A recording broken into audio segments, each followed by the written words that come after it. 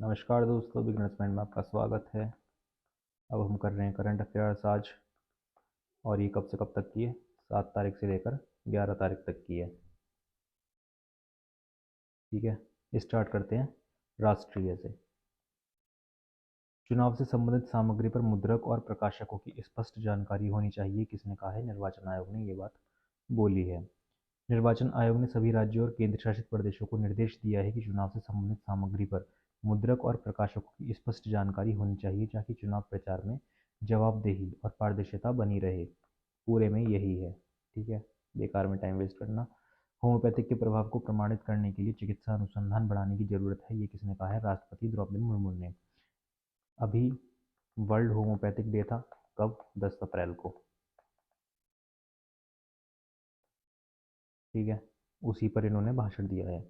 राष्ट्रपति द्रौपदी मुर्मू ने कहा कि होम्योपैथिक की लोकप्रियता बढ़ने के लिए अनुसंधान और कार्यदक्षता महत्वपूर्ण है और होम्योपैथी के प्रभाव को प्रमाणित करने के लिए चिकित्सा अनुसंधान बढ़ाने की जरूरत है।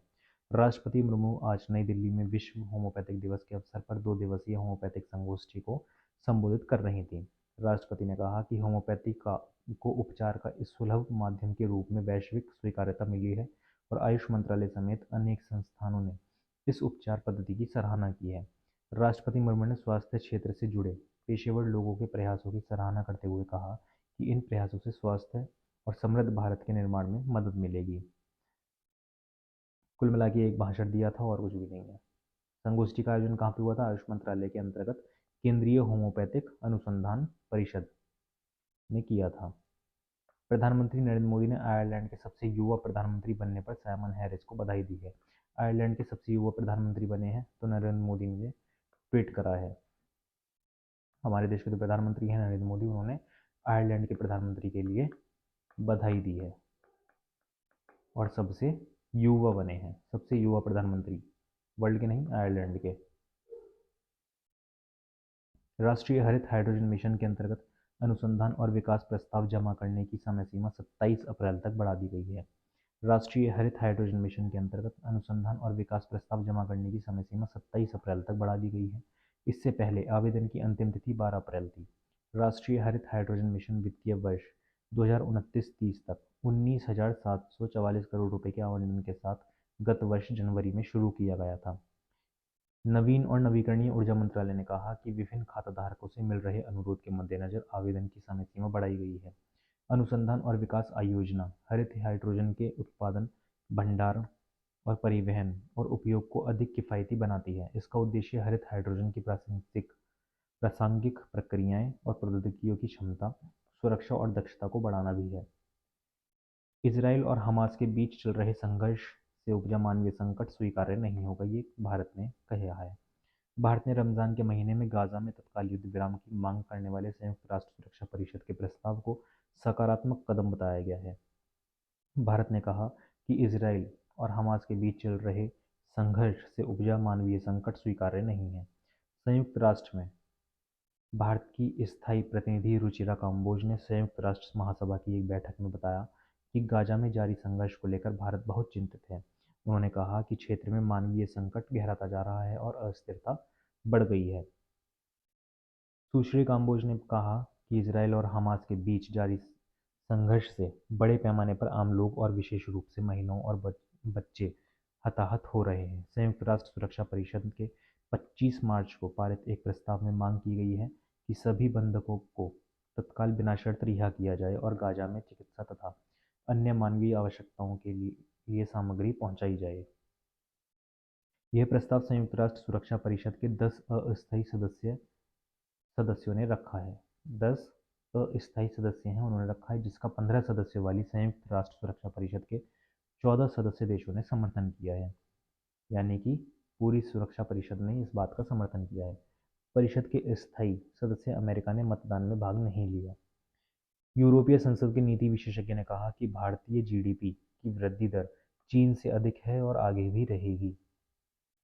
यूरोपीय संसद के प्रबुद्ध विचारक एंजेलोस डेलिवोरियस ने कहा कि भारत के सकल घरेलू उत्पाद जीडीपी की वृद्धि दर चीन से अधिक है और यह आगे भी जारी रहेगी।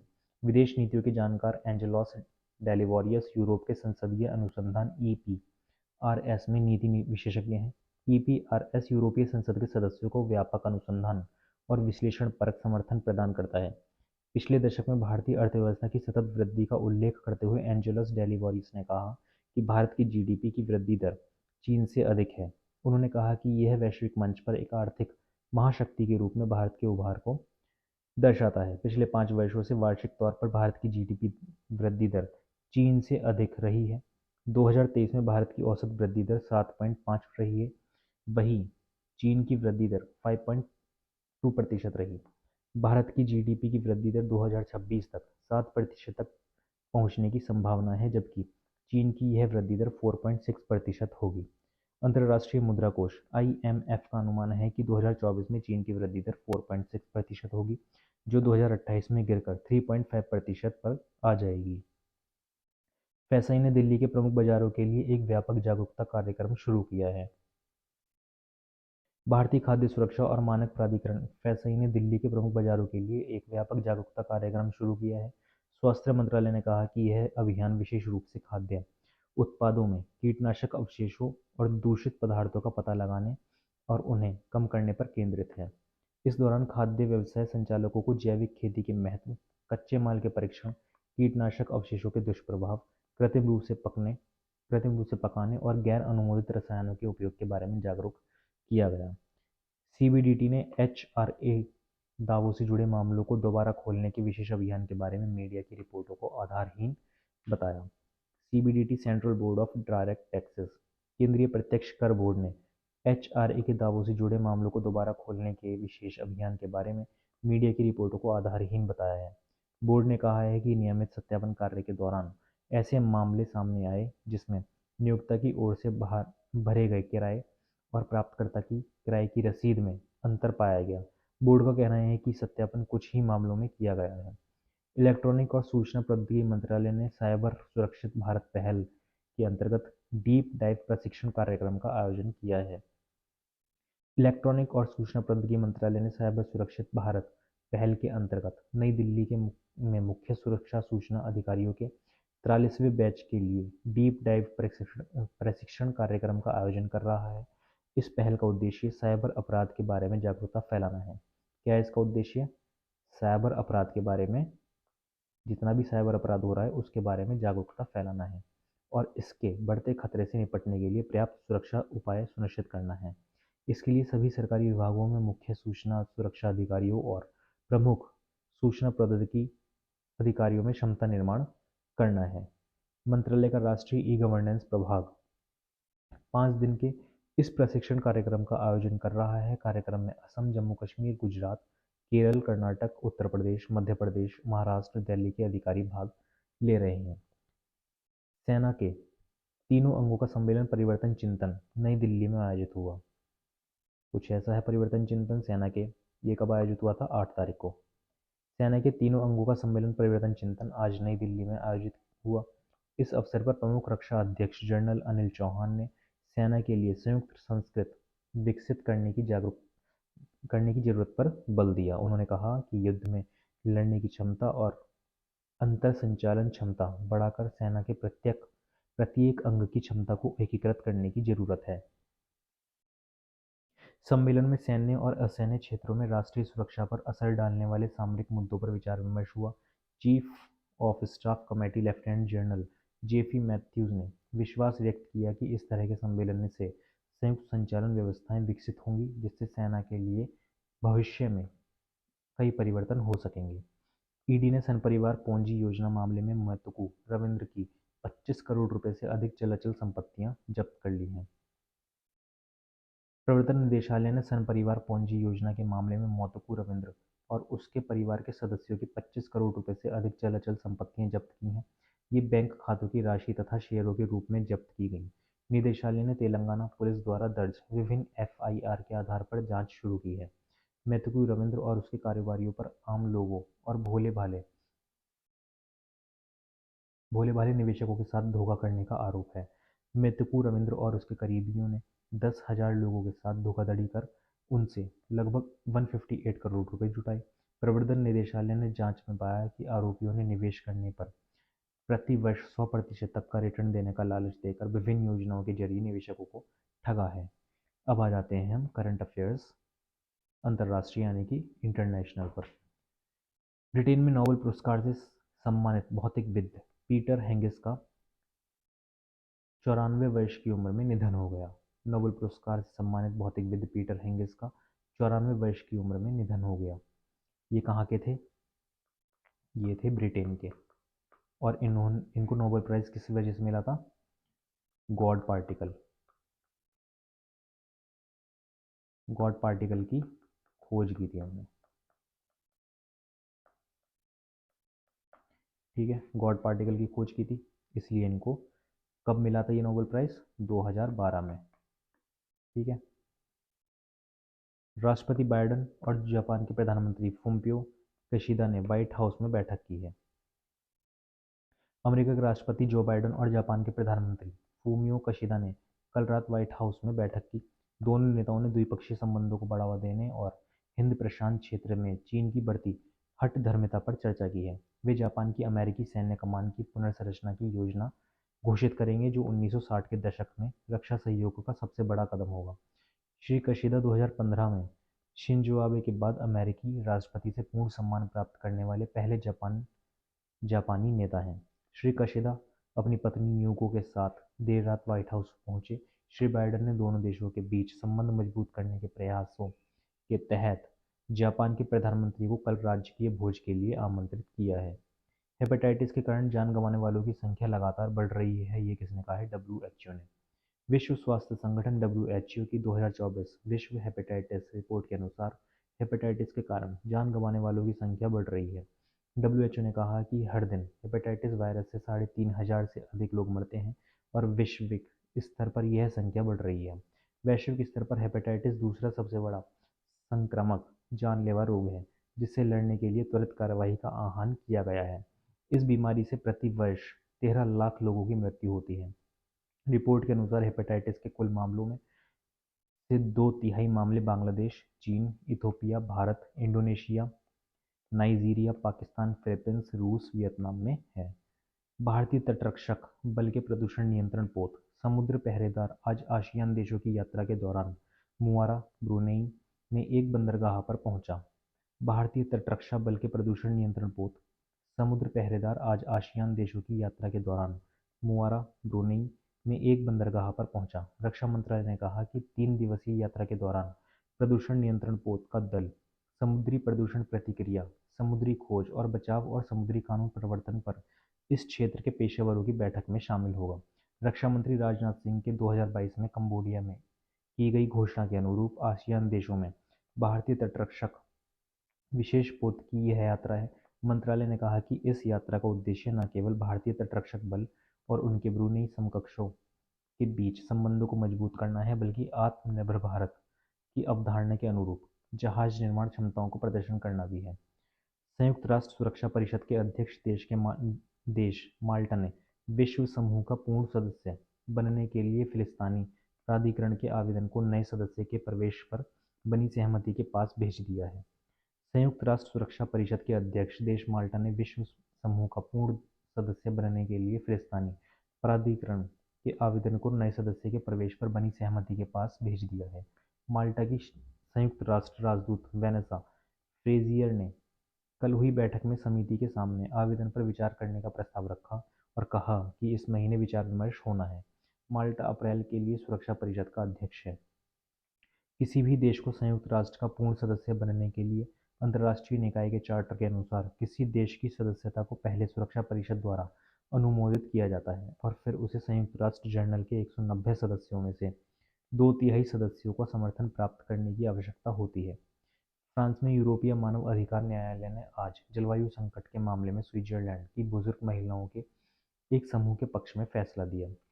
फ्रांस में यूरोपीय मानवाधिकार न्यायालय ने आज एक महत्वपूर्ण फैसला दिया, जिसमें स्विट्जरलैंड को जलवायु संकट से मानव अधिकारों के उल्लंघन से निपटने में पर्याप्त प्रबंधन नहीं करने में विफल पाया। न्यायालय ने स्विट्जरलैंड की बुजुर्ग महिलाओं के एक समूह के पक्ष में फैसला दिया है। समूह का कहना है कि स्विट्जरलैंड की सरकार ने जलवायु परिवर्तन से निपटने के पर्याप्त प्रयास नहीं किए हैं, जिससे गर्मी के कारण उनका जीवन संकट में आ गया है। समूह में 2000 से अधिक बुजुर्ग महिलाएं हैं, जिनकी आयु 70 वर्ष से अधिक है। उनका कहना है कि जलवायु परिवर्तन से गर्मी बढ़ी है, जिसके कारण उनका स्वास्थ्य और जीवन की गुणवत्ता प्रभावित हुई है और उनके मरने का खतरा हो गया है। उल्लेखनीय है कि जलवायु परिवर्तन से संबंधित किसी मामले में न्यायालय ने पहली बार फैसला दिया है। इसके विरुद्ध कहीं अपील नहीं हो सकती है तथा ये बाध्यकारी है। नेपाल भारत विकास सहयोग के अंतर्गत नेपाल में रखी गई एक बेसिक स्कूल भवन के निर्माण की आधारशिला किसने? नेपाल और भारत ने, यानी कि भारत ने सहयोग किया है नेपाल को। इसमें क्या है, 40 करोड़ रुपए से ये स्कूल बनाया गया है। कहाँ पे? सुंकवासवा जिले के चचिला ग्रामीण नगर निगम 3 में शीडिंग बेसिक स्कूल भवन के निर्माण की आधारशिला रखी गई। इस स्कूल भवन का निर्माण नेपाल भारत विकास सहयोग के अंतर्गत 40 करोड़ 29 लाख नेपाली रुपए की लागत से भारत सरकार की वित्तीय सहायता से किया जा रहा है। इस अवसर पर राजनीतिक प्रतिनिधि, सरकारी अधिकारी, सामाजिक कार्यकर्ता, विद्यालय प्रबंधन के प्रतिनिधि, अभिभावक और विद्यार्थी भी उपस्थित थे। नेपाल भारत सहयोग के अंतर्गत भारतीय अनुदान का इस्तेमाल अन्य सुविधाओं के साथ इस स्कूल के 2 मंजिले शैक्षणिक और प्रशासनिक खंड के निर्माण में किया जाएगा। यह परियोजना भारत और नेपाल के बीच एक मजबूत विकास साझेदारी का एक महत्वपूर्ण उदाहरण है।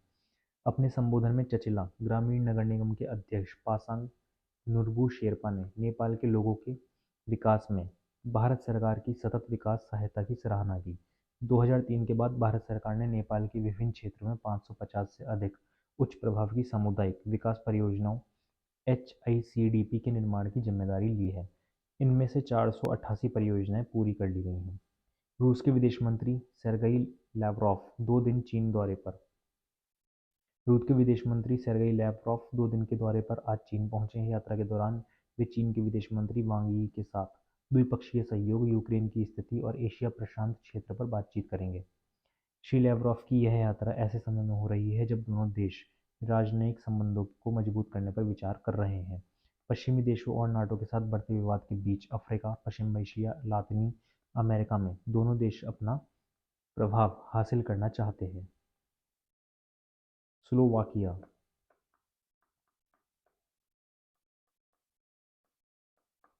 स्लोवाकिया में सत्तारूढ़ नेशनलिस्ट पार्टी के पीटर पेलेग्रिनी राष्ट्रपति चुनाव जीत गए हैं। ये उसी की बधाई है। कितने प्रतिशत वोट मिले हैं? 53। स्वास्थ्य के बारे में वैश्विक जागरूकता के लिए आज विश्व स्वास्थ्य दिवस मनाया जा रहा है। स्वास्थ्य के बारे में वैश्विक स्तर पर जागरूकता लाने के लिए आज विश्व स्वास्थ्य दिवस मनाया जा रहा है। विश्व स्वास्थ्य संगठन ने इस वर्ष की अपनी थीम रखी है, मेरा स्वास्थ्य मेरा अधिकार। क्या थीम रखी है? मेरा स्वास्थ्य। पेपर में यही याद आ जाएगा कि थीम क्या रखी थी, मेरा अधिकार। इंग्लिश में आ जाएगा माई हेल्थ माई हक, ऐसे करके कुछ भी आ जाएगा, अधिकार को जो भी बोलते होंगे। ये इंग्लिश वाली करंट अफेयर में दे रहे हैं। इसका उद्देश्य आवश्यक स्वास्थ्य सुविधाओं का अभाव झेल रहे विश्व के लगभग 4.5 अरब लोगों को समुचित स्वास्थ्य देखभाल को उपलब्ध कराना है। यह संख्या दुनिया की कुल आबादी के आधे से भी अधिक है। क्षेत्रीय समाचार की बात कर लेते हैं अब। जम्मू कश्मीर में कल धार्मिक उल्लास के साथ मनाया गया नवरेह पर्व। नवरेह पर्व क्या होता है? जम्मू कश्मीर का न्यू ईयर, ठीक है। और इस पर कश्मीरी पंडित वगैरह वहाँ पे शामिल हुए थे सब। प्रधानमंत्री मोदी ने, गृह मंत्री अमित शाह और उपराज्यपाल मनोज सिन्हा ने इस अवसर पर कश्मीरी पंडितों को बधाई दी है। त्रिपुरा के मुख्य चुनाव कार्यालय ने मिशन हिंसा मुक्त चुनाव 2024 शुरू किया है। त्रिपुरा के जो चुनाव कार्यालय है उसने क्या शुरू किया है? मिशन हिंसा मुक्त दो चुनाव 2024, यानी कि 2000 का चुनाव जो होगा वहाँ पे, कहाँ पे? त्रिपुरा में। वो कैसा होगा? हिंसा मुक्त। उन्होंने साथ में ये भी कहा है कि उन्होंने कहा है कि मिशन हिंसा मुक्त चुनाव 2024 शुरू किया है। इसका मुख्य उद्देश्य हिंसा मुक्त चुनाव सुनिश्चित करना है। मुख्य चुनाव कार्यालय ने राज्य में लोकसभा चुनाव स्वतंत्र, निष्पक्ष, पारदर्शी तरीके से संपन्न कराने के लिए ये काम किया है। वहाँ के जो मुख्य सचिव हैं JK सिन्हा, उन्होंने कहा है कि लोकतंत्र का पर्व माने जाने वाला चुनाव सब तभी वास्तविक रूप से मनाया जाएगा जब तक मतदान के लिए सुरक्षा बल की जरूरत नहीं होगी। उन्होंने कहा कि असामाजिक तत्वों से शक्ति से निपटा जाएगा। राज्य मुख्य चुनाव अधिकारी पुनीत अग्रवाल ने कहा कि राज्य के सभी मतदान केंद्रों पर केंद्रीय सशस्त्र पुलिस बल कर्मियों को तैनात किया जाएगा। ठीक है, और इसी के साथ हो जाते हैं करंट अफेयर्स आपकी ख़त्म। और इंग्लिश की भी करंट अफेयर्स है, इंग्लिश की करंट अफेयर्स भी है, हिंदी की चैनल पे भी अपलोड हो रही है कुछ टाइम में, चुनाव तक, जून तक तो ऐसे ही रहेगा जब तक कोई काम नहीं हो रहा, क्योंकि इतनी ज़्यादा कोई न्यूज़ आ नहीं रही, कोई टारगेट कुछ हो नहीं रहा, कोई काम हो नहीं रहा। तो फिर वीकली आ गई या फिर 3-4 दिन में आ गई, तो सुनते रहना। जितनी भी इम्पोर्टेंट होगी वो पूरी कंप्लीट कर लेंगे। अगर जैसे डेली आती है तो फिर ये ज़्यादा से ज़्यादा 5-10 मिनट की बैठेगी। वीकली में एक ही बार वीडियो देखो 15-20 मिनट की, और छुट्टी। इम्पोर्टेंट जितना भी होता है वो पूरा कवर हो जाएगा, ठीक है। और इंग्लिश के लिए भी अपने दोस्तों के साथ शेयर कर देना जो इंग्लिश के हैं, वो भी देख लेंगे। चलिए अब मिलेंगे अगली वीडियो में।